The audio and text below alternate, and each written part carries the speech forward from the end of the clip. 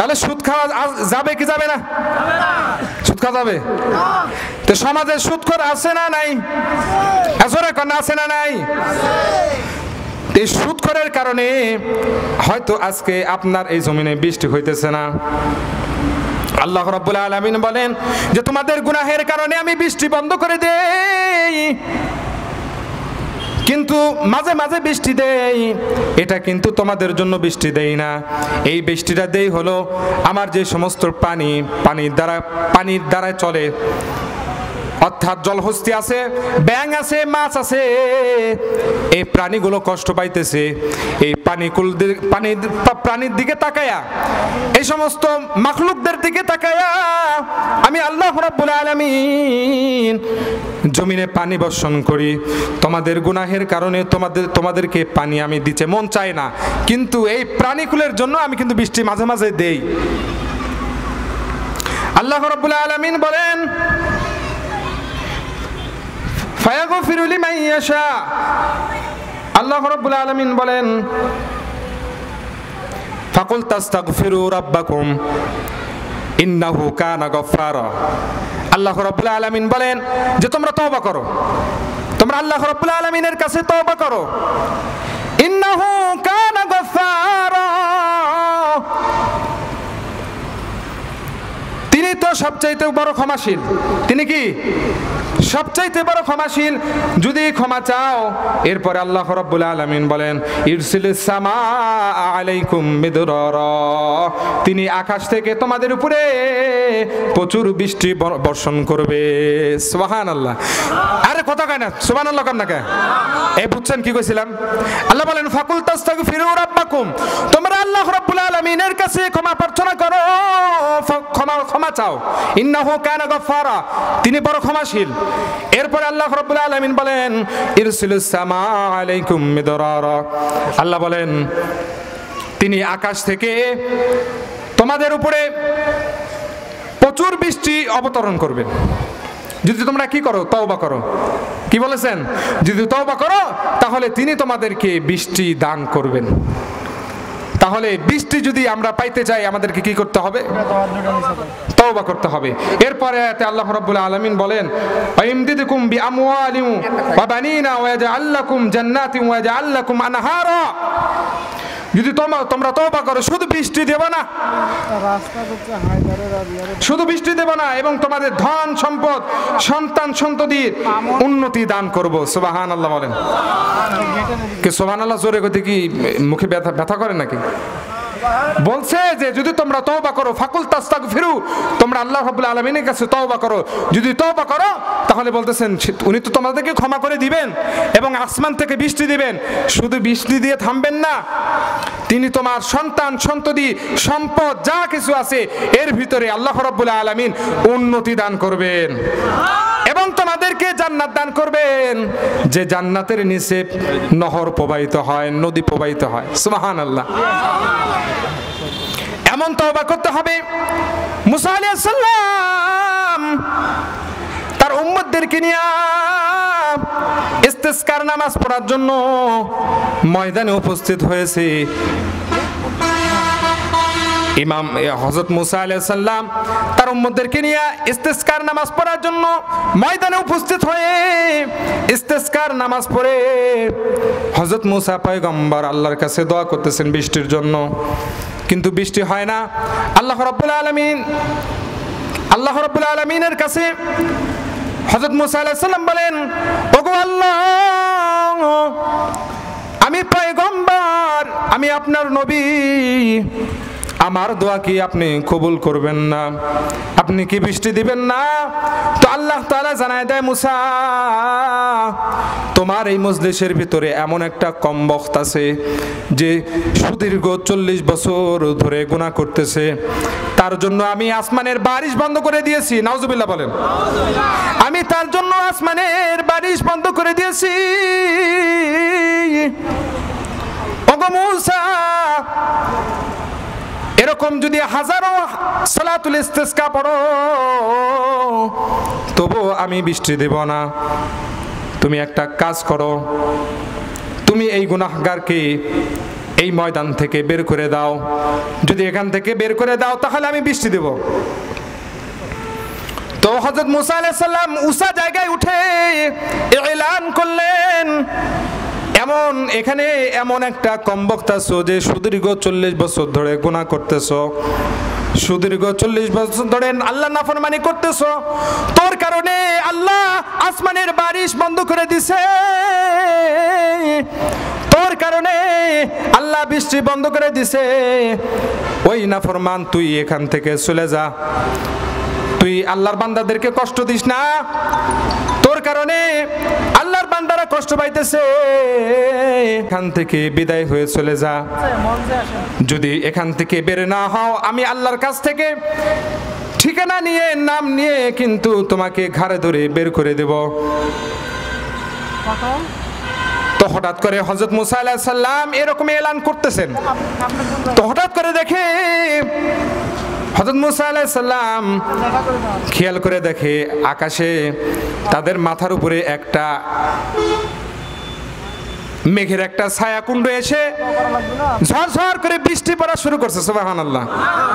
তো মুসা আলাইহিস সালাম বললেন, ওগো আল্লাহ, দ্বিতীয়বারের মতো আমাকে ছোটা বানায় দিলা, দ্বিতীয়বারের মতো আমাকে তো মিথ্যাবাদী বানায় দিলা। তুমি না এলান করলা, তুমি না বললা যতক্ষণ পর্যন্ত নাফরমান না বের হবে ততক্ষণ পর্যন্ত তুমি বৃষ্টি দেবা না। ওগো আল্লাহ, এখান থেকে তো কেউ বের হয় নাই, এখান থেকে তো কেউ যায় নাই, কিন্তু তুমি কেন বৃষ্টি দিলা? আল্লাহ রাব্বুল আলামিন বলেন, ওগো মুসা,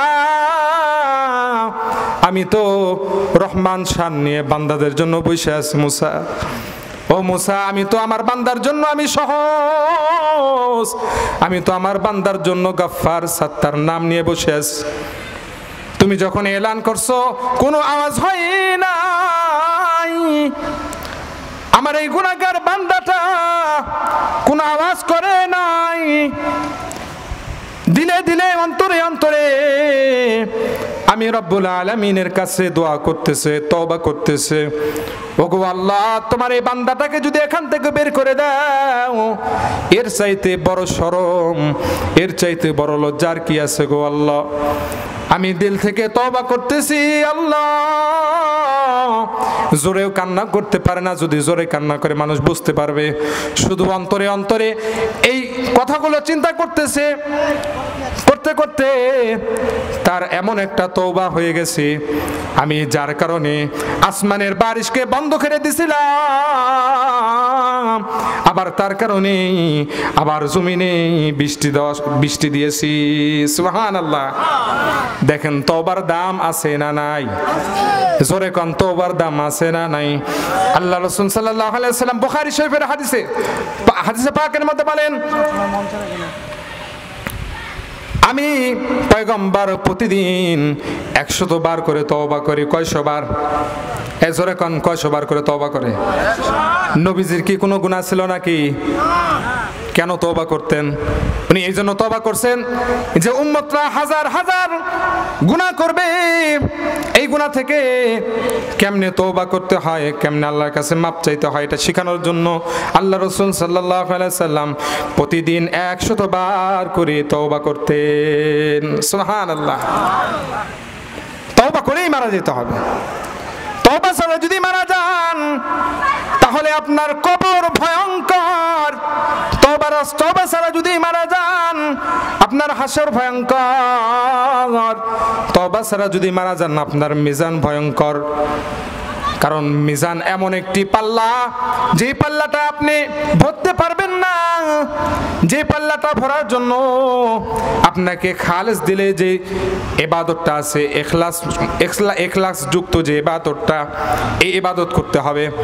হযরত দাউদ আলাইহিস সালাম আল্লাহকে বললেন, ওগো আল্লাহ, আপনি যে মিজানের পাল্লা বানাইছেন, এই মিজানের পাল্লা আমি দেখবার চাই।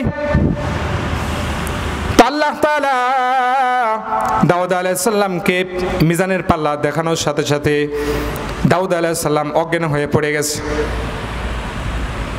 তো হুঁশ ফিরে আসার পরে দাউদ আলাইহিস সালামকে আল্লাহ তাআলা বলেন, ও দাউদ, তুমি কেন অজ্ঞান হয়ে পড়ে গেছো?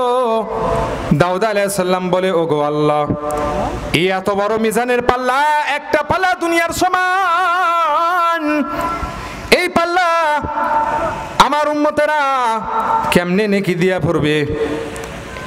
নেকি পাল্লার, এই নেকি মাপার পাল্লাটা হলো আপনার আরশের ডান পাশে, আল্লাহর আরশের ডান পাশে, আর বদি মাপার পাল্লাটা হলো আল্লাহর আরশের বাম পাশে। এত বড় মিজানের পাল্লা। তো এই পাল্লাটা দেখে আমি অজ্ঞান হয়ে পড়ে গেছি।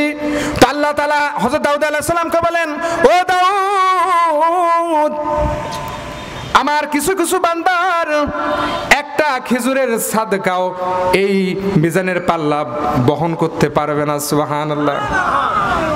একটা খেজুর যদি খালেস দিয়ে নিয়তে কেউ আল্লাহর রাস্তায় দান করে, আল্লাহকে রাজি খুশি করার জন্য দান করে, এই খেজুরটা যদি মিজানের পাল্লায় দেওয়া হয়, মিজানের পাল্লা ভারী হয়ে যাবে, মিজানের পাল্লা সহ্য করতে পারবে না। সুবহানাল্লাহ।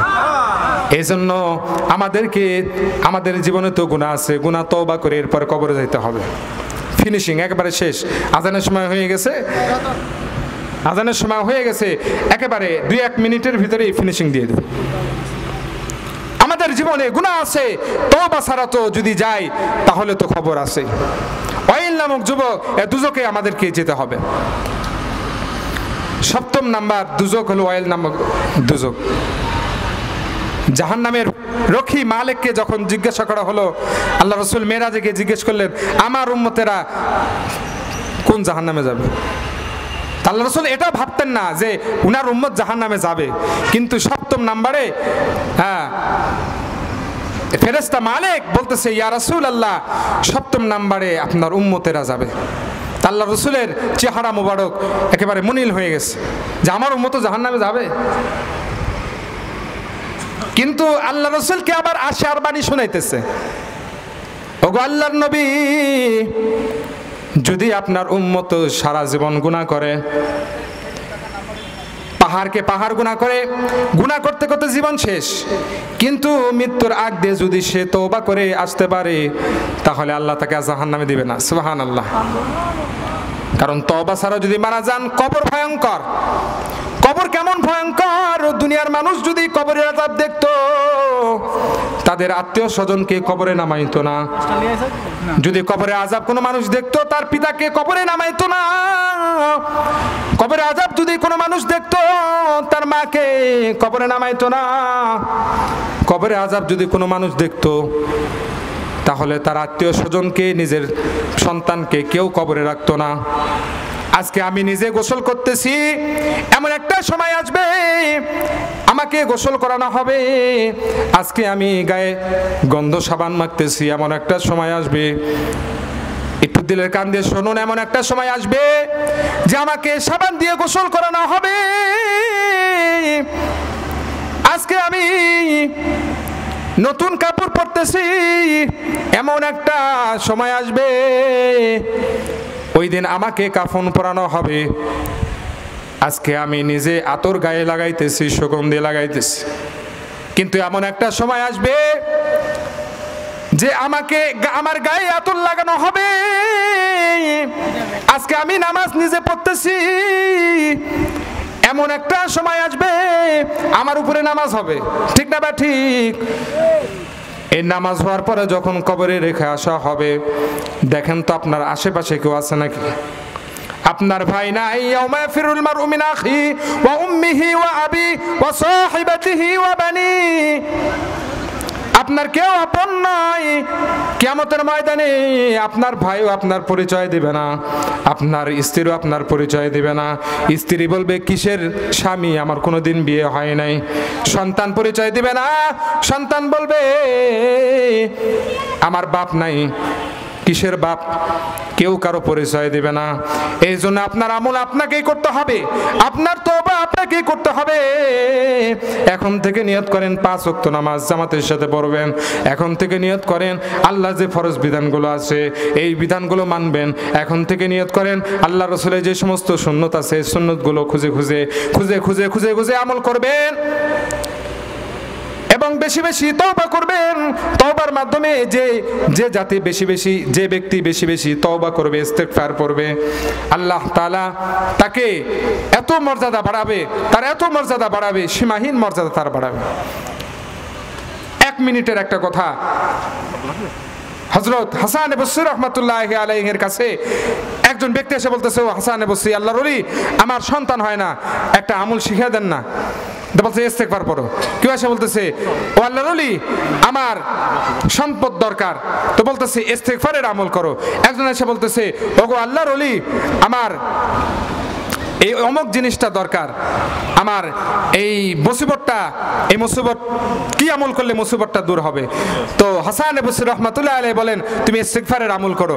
তো উনার শাগরিদ বলতেছে, ও আল্লাহর ওলি, অসুস্থতা তো আলাদা আলাদা, কিন্তু চিকিৎসা তো একই করলেন। তা হাসান বসরি রাহমাতুল্লাহি আলাইহি বলতেছে, এই ইস্তেগফারের উপরে কোনো চিকিৎসা নাই। সুবহানাল্লাহ কন্না। এজন্য ইস্তেগফারের আমল করবেন তো ইনশাআল্লাহ। ইস্তেগফারের আমল বেশি বেশি করবেন, প্রতিদিন সকাল বিকাল, সকালে 100 বার, বিকালে 100 বার ইস্তেগফারের আমল করবেন। আল্লাহ রাব্বুল আলামিন আমাদেরকে এই ইস্তেগফারের আমল করার তৌফিক এবং এখানে যা শুনলাম আল্লাহ রাব্বুল আলামিন মানার মতন তৌফিক দান করেন। ওয়া আখিরু দাওয়ানা আনিল হামদুলিল্লাহি রাব্বিল আলামিন। আসসালামু আলাইকুম ওয়া রাহমাতুল্লাহি তাআলা ওয়া বারাকাতুহু।